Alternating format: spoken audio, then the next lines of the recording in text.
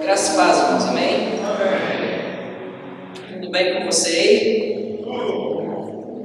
Uau, gostei disso tudo aqui. Nem sempre é bom a gente responder tudo, né? Nem sempre é bom, às vezes, a gente consegue responder que está tudo bem.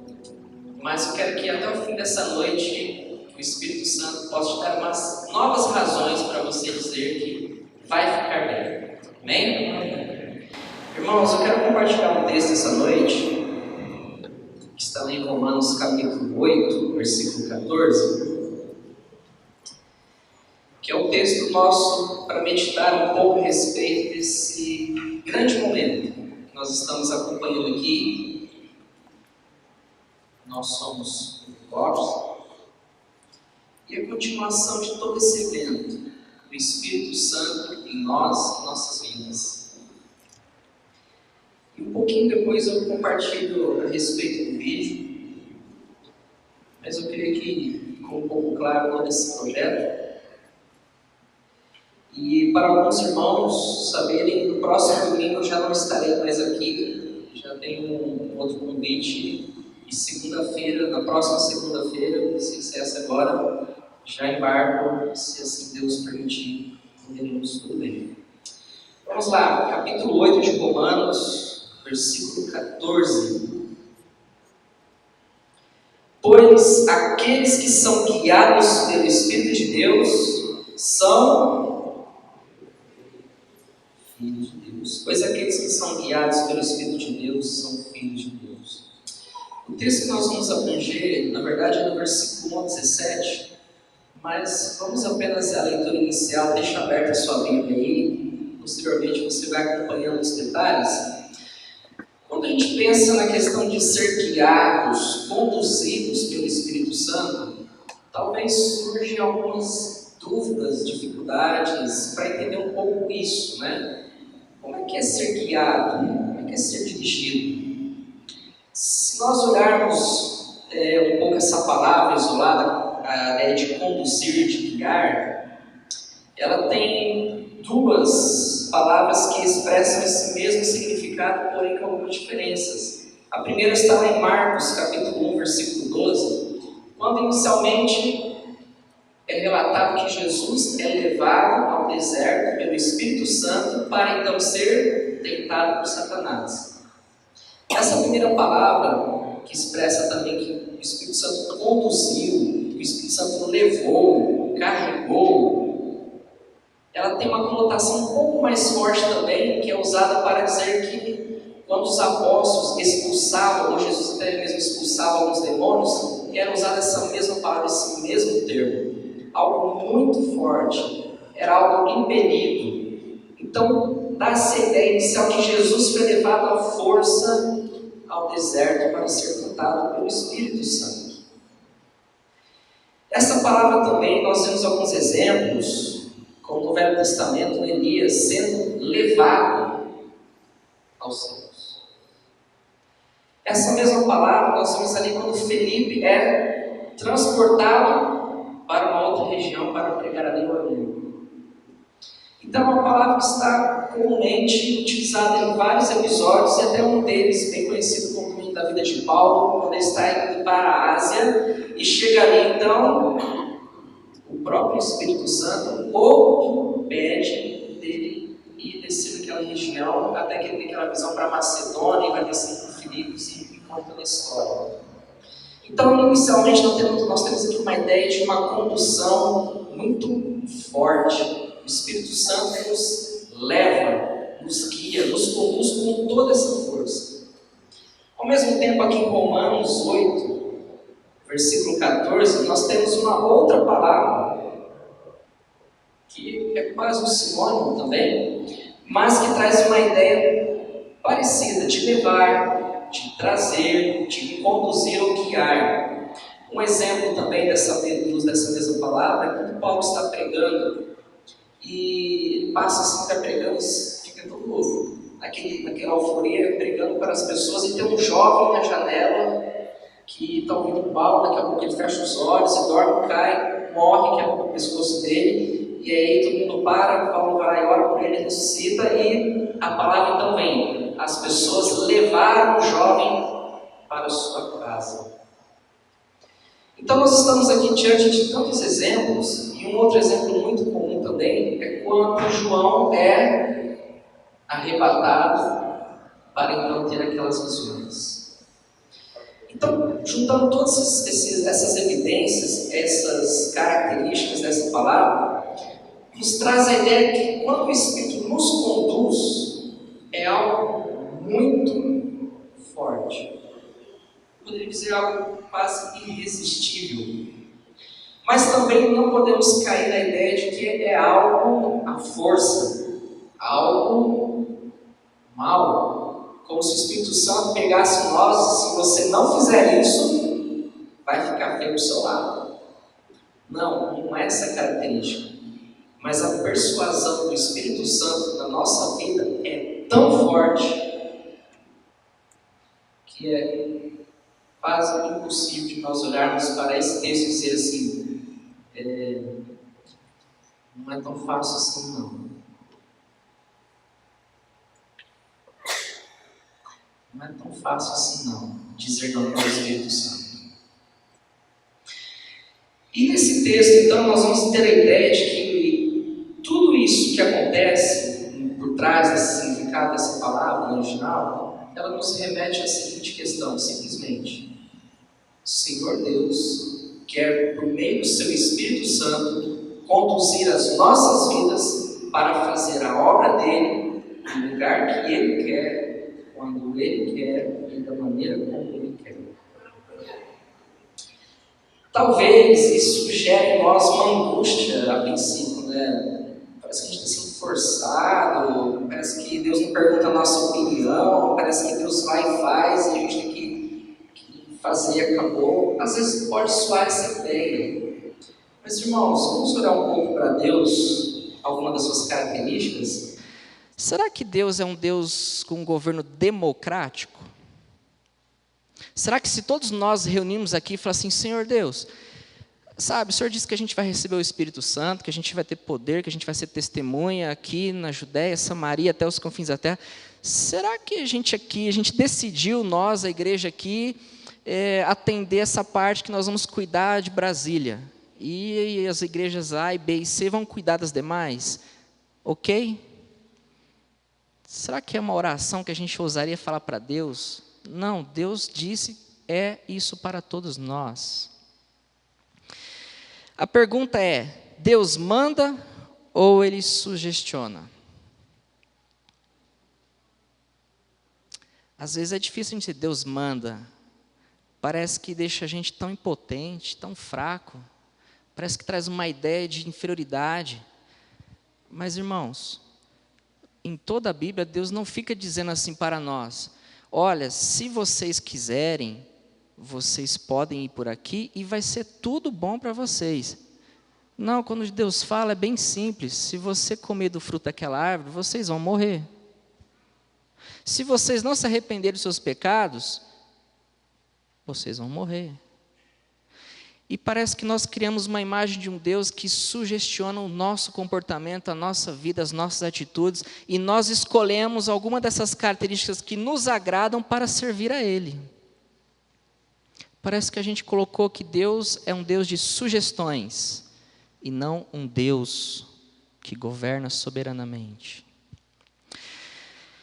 Se você não se acostumou com essa ideia de que Deus manda e governa soberanamente nossas vidas, eu lhe pergunto, você conhece alguém que seja melhor opção para guiar a sua vida em toda essa terra? Você pode me dizer uma pessoa que você possa dizer assim, eu vou confiar a minha vida nessa pessoa, ela é boa. Ou você pode dizer, não, eu dou conta, eu consigo guiar a minha vida. Eu creio que a gente não tem ninguém. Eu creio que eu e você não temos nenhum currículo aqui para mostrar de algo ou alguém que pode guiar a nossa vida com tanta exatidão, com tanta perfeição, com tanto amor.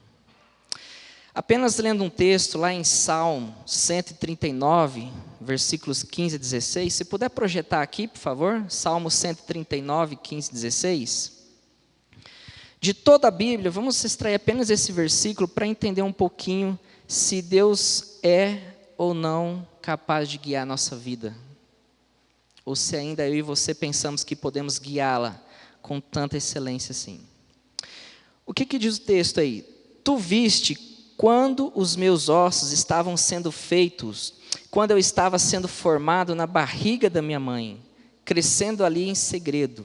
Tu me viste antes de eu ter nascido. Os dias que me deste para viver foram todos escritos no teu livro, quando ainda nenhum deles existia. Sabe uma coisa que chama muita atenção? É que o nosso Deus, Ele consegue ver até a formação de uma coisa que nós não conseguimos ver, nem observar, o início da vida dentro de um ventre de uma mulher. E aqui o salmista vai narrando que ele vai acompanhando aquele crescimento. E se não bastasse só isso, Deus já tem a ideia de todos os dias que cada um de nós iremos trilhar por essa vida aqui.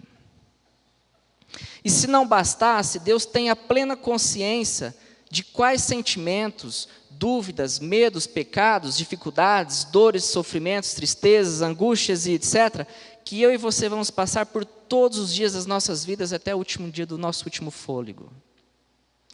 Se esse Deus, então, não é capaz de conduzir a nossa vida, se você não acredita que Ele é capaz, então não há ninguém no mundo e no universo que seja suficiente para isso.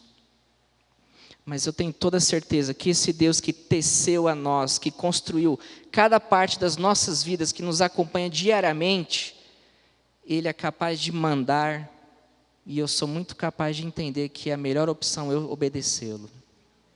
Sabe por quê? É como aquela ideia, você está assistindo um filme e as pessoas ao seu lado já assistiram aquele filme.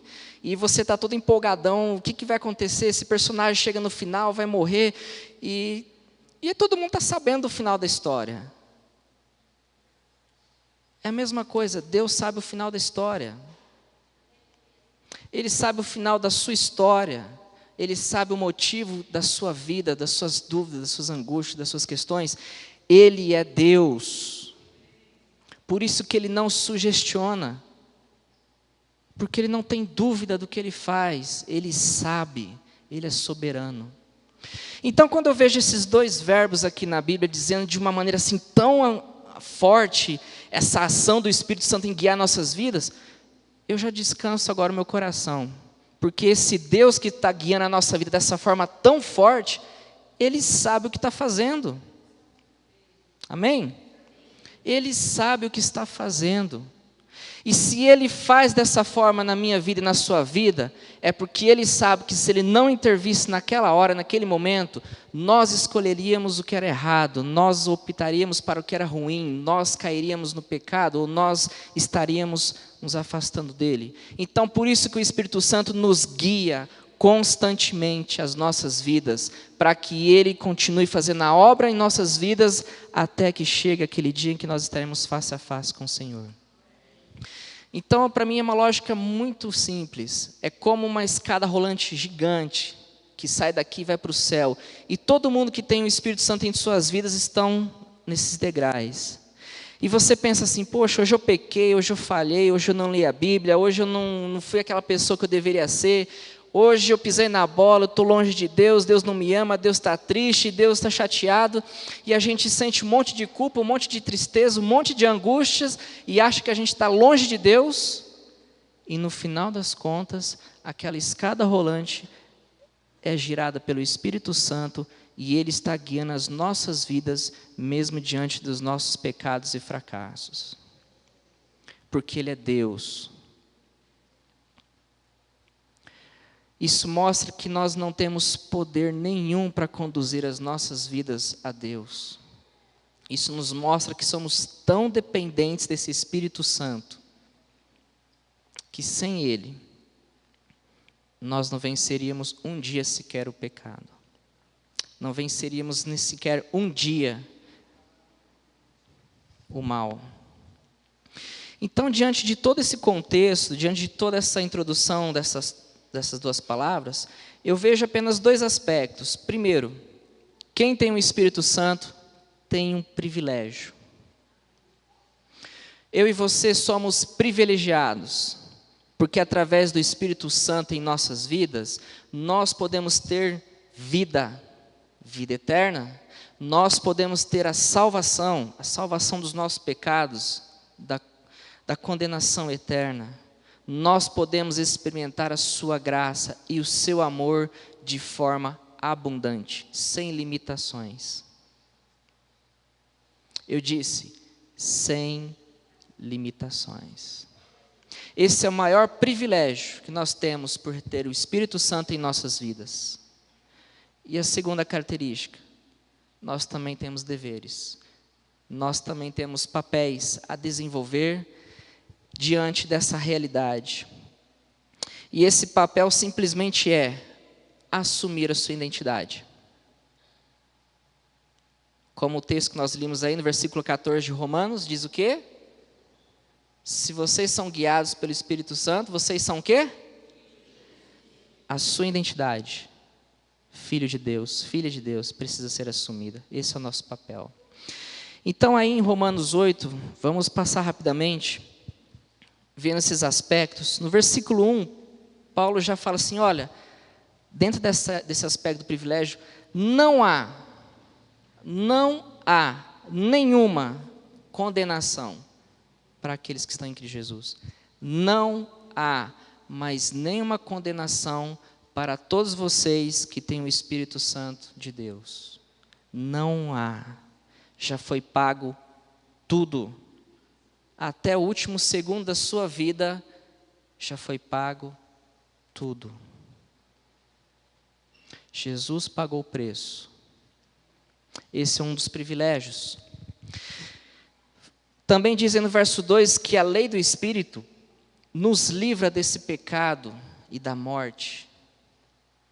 Esse mesmo Espírito que nos conduz, que nos guia, nos livra desses caminhos tortuosos do pecado e da morte. No verso 3, na parte B, fala que Deus enviou seu Filho para acabar com o pecado de vez. Por isso que não há mais condenação, porque Ele pagou o preço, para que eu e você pudéssemos ter essa vida, e essa vida está no Filho, e o Espírito nos testifica a cada dia de que somos filhos e filhas do Senhor. No versículo 4, Deus então fala que Deus fez tudo isso para que pudéssemos viver de acordo com sua vontade. Esse é o privilégio de sermos guiados pelo Espírito de Deus.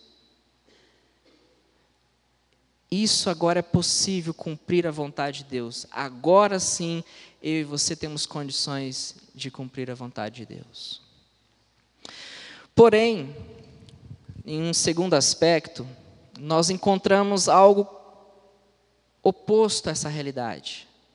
Que aí Paulo vai dizer no versículo 5, aqueles que são guiados pela natureza humana, guiados pelo pecado.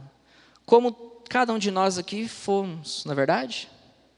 Antes de Jesus, a nossa força, quem nos guiava, quem empoderava nós, era o pecado, era a nossa natureza humana, a natureza decaída, que sempre nos conduzia dessa mesma forma, só que para as coisas anti-Cristo, não é? E Paulo então começa a dizer que quem não tem o Espírito Santo de Deus, não tem opção. Ele tem a mente controlada por essa natureza. Versículo 5a. Quem não tem Jesus, irmãos, não tem opção. Ele é escravo do pecado. O pecado conduz a sua vida. Ele não tem chance nenhuma. Você sabe disso, você era assim. No versículo 6a e 13, também Paulo diz que essas pessoas que são guiadas por essa natureza humana acabarão morrendo espiritualmente.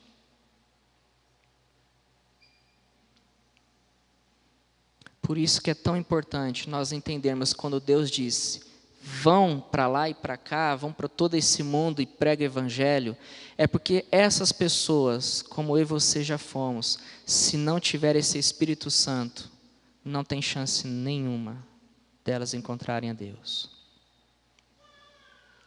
Elas vão morrer espiritualmente. Isso significa, vão ficar separados de Deus eternamente. No versículo 7, Deus também diz que essas pessoas que são guiadas tornam-se inimigas de Deus. E elas não podem obedecer a sua lei.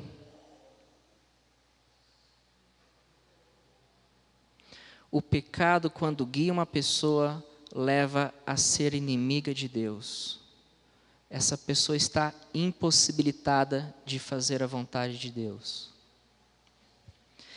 E um outro aspecto, no versículo 8, as pessoas que são guiadas pela natureza humana, que é a natureza do pecado, não podem agradar a Deus. Ou seja, não tem fé. Então, qualquer pessoa no mundo e no universo que não tenha o Espírito Santo como você tem, ela está destinada a seguir a sua vida, a viver longe de Deus por toda a eternidade. Por isso que o Senhor Jesus, o nosso Deus Pai, enviou o seu Espírito Santo e nos deu esse poder para ser seus mártires, seus testemunhas e anunciar essas palavras a todo o mundo, aonde há pessoas, para que essas pessoas possam ter a mesma oportunidade que eu e você temos, esse privilégio de não sermos mais controlados e guiados pelo pecado. Isso é um privilégio, não é nenhum mérito, é pura graça, é pura misericórdia, mas nós não podemos guardar isso nos nossos corações e voltar para as nossas casas e dizer, que bom que eu tenho esse Espírito Santo, que bom que eu tenho essa salvação, sendo que pessoas próximas a você ainda não têm.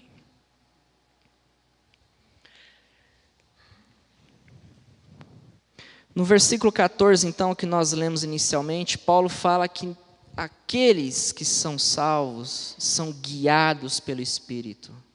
E da mesma forma, ele diz que a nossa mente, no versículo 5, na parte B, que a nossa mente é controlada por essa natureza do Espírito.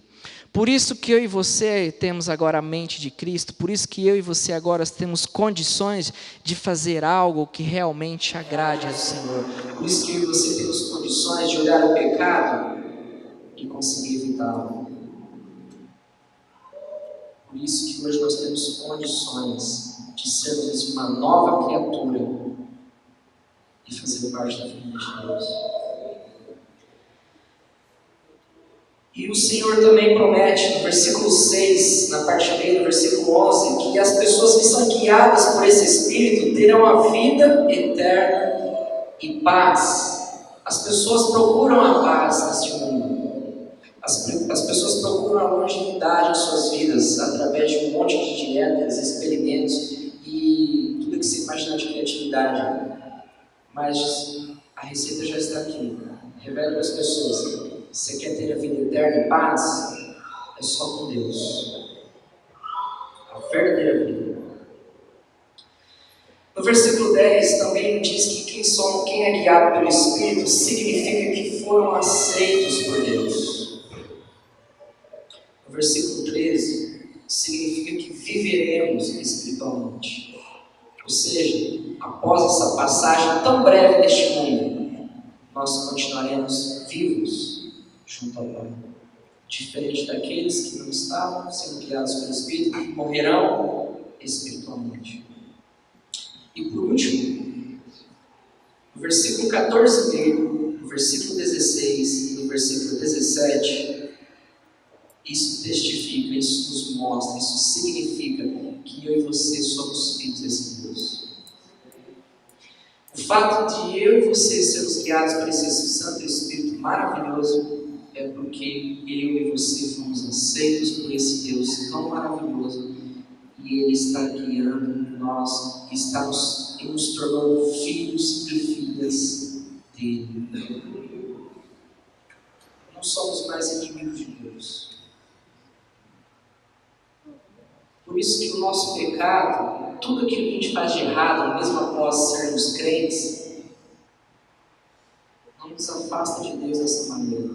Nós criamos na nossa cabeça que nós nos afastamos de Deus. Mas você é filho, você é filha. Deus não vai virar as costas nunca para você. Ele te adotou, te recebeu, te aceitou. E quando Deus faz uma coisa, Deus não tem um plano assim, se não der certo eu vou deixar quieto esse negócio. Não, Deus é Deus. Então esse privilégio ninguém vai te tirar. Amém? Não é a morte, não é o pecado, não é anjo, não é principado, não é distância, nada vai tirar esse privilégio seu. Então, diante dessas circunstâncias, eu posso dizer que Deus pode mandar na minha vida, então, tranquilamente? É claro. Então, permita ser guiado pelo Espírito Santo constantemente na sua vida.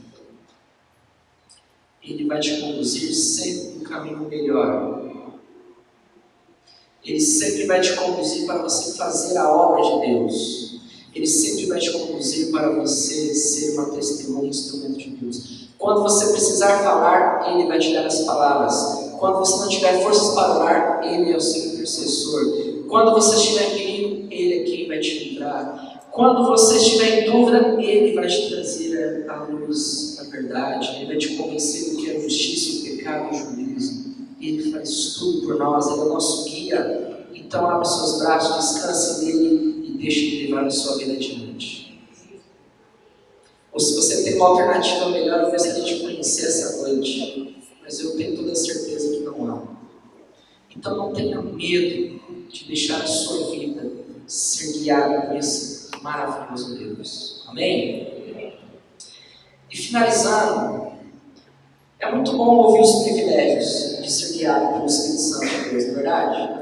Bom saber de toda essa obra de Deus. Mas no versículo 12, eu quero que você leia junto, em uma voz, todo mundo, vamos ler. Portanto, não temos comunicação.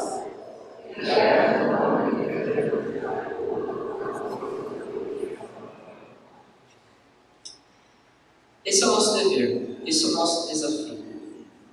Ainda temos essa natureza pecaminosa dentro de nós, mas ao mesmo tempo temos essa natureza do Espírito Santo que nos conduz à vida. E a gente sabe que há uma briga enorme internamente. É aquilo que Paulo diz: o bem que eu quero fazer, isso eu não faço. E o mal que eu não quero, isso eu faço. Quem me livrará desse corpo? Quem me livrará dessa natureza pecaminosa? É Deus. Então Ele nos dá todas as ferramentas, todas as condições necessárias hoje para então lutarmos contra essa natureza. Hoje sim, eu e você temos a oportunidade de lutar contra o pecado, de lutar contra tudo aquilo que nos afasta de Deus. Hoje sim, com o Espírito Santo. Então o nosso desafio aqui, o texto aqui até na linguagem que hoje está traduzida como obrigação, é essa: não vamos mais viver como antigamente. Não vamos mais viver seguindo a nossa natureza pecaminosa, os nossos desejos da carne. E se você for lá em Gálatas 5, você vai ter uma lista imensa: inveja, ódio, orgia, aflição, etc. Não tem mais brecha para essas coisas. Não escolha mais essas coisas. Permita-se ser guiado pelo Espírito Santo. Permita-se ser levado e conduzido por Ele a fazer coisas da qual Deus se agrada. Então, nosso desafio é assumir apenas a nossa identidade. O que você é? Eu não ouvi. Tem certeza? Absoluta? Viva como filho de Deus. Esse é o nosso desafio, o nosso dever, a nossa obrigação. Viva como filho de Deus deva viver neste mundo. E saiba que esse mundo aqui não é a sua. Estamos aqui de... Uau! Então se preocupa com menos problemas dessa vida, porque eles vão se resolver de uma hora ou de outra, tá bom? Se você não conseguir resolver todos os problemas, não tenha nenhuma dificuldade de se sentir fracassado, desanimado, desmotivado por isso. Eles vão acabar. Uma hora ou outra isso tudo vai acabar. Sabe por quê? Porque se nós focarmos neste mundo, nos nossos problemas, nas nossas dificuldades, e ficar tão obcecado apenas por isso, que pena, a gente vai viver tão mal neste mundo. Não é verdade? Isso aqui é a nossa vida nesse mundo, comparada com a eternidade ao Pai. Então, as tribulações, as doenças, as dificuldades, as tristezas, as angústias e tudo mais que você puder experimentar neste mundo, saiba que todos os cristãos da antiguidade, os do futuro, passarão por essas mesmas razões. Jesus Cristo passou, cada homem e mulher escrito na Bíblia passou. Eu e você não somos diferentes. Mas tenha ânimo, como diz Jesus, tenha ânimo.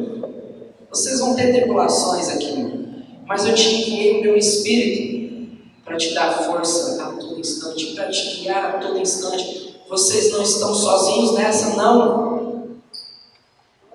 Vocês têm o meu Espírito 24 horas por dia, latejando aí na sua alma, te conduzindo para o céu, para a perfeição, para os braços do Pai.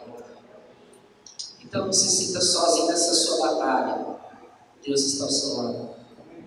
Eu gosto muito de pensar naquela ideia assim, quando nós estamos diante de um desafio, de uma dificuldade, por exemplo, eu tenho que levantar esse alvo aqui, né? Eu olho assim, eu acho até engraçado, porque eu falo assim, só, meu Deus, é louco só, não sou milionário.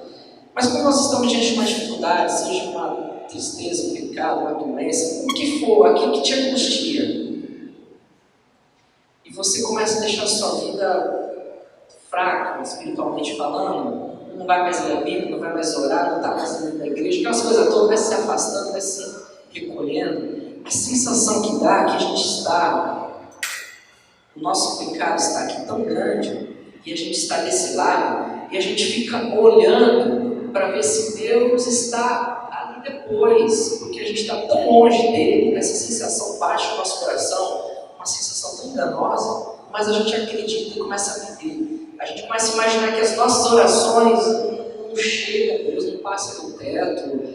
E aí todo aquele sentimento de inferioridade, de afastamento, de pequenez, e a gente acaba não mais lembrando que a gente é filho e filha de Deus, que se você é filho e filho de Deus, você tem acesso ao Pai. E a gente começa então a imaginar que o nosso pecado está crescendo e a nossa distância de Deus está indo longe, mas de repente vem alguém do seu lado, dá uma cutucadinha e fala assim: e aí, meu filho, você já pensou como é que você vai passar por esse desafio? E aí você olha para o lado e fala assim: quem é? Sou eu, o Espírito Santo. Não estou longe de você não. Dá a sua mão aqui, eu vou te guiar, você vai passar por esse desafio, por esse pecado, por essa situação. Eu estou guiando a sua vida. Não é isso aqui que vai tirar o poder de eu guiar a sua vida.